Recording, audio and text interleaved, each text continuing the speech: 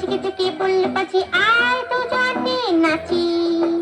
পাঁচিকে ডেকে বলল পাঁচি আয় দুজনে নাচি।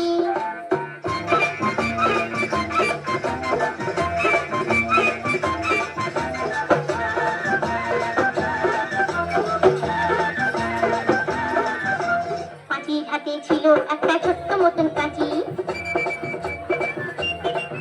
ওরে পাঁচির হাতে ছিল একটা ছোট্ট মতন কাঁচি। সে বললে তার চেয়ে বরং গোপ তোর তোর চাচি, আয় গোপ তোর তোর চাচি, আয় গোপ তোর তোর চাচি।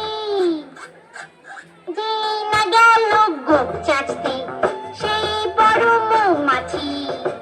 যেই না গেল গোপ চাচতে সেই বড় মৌমাছি। দিল একটা হাঁচি, উঠে উঠে উঠে উঠে উঠে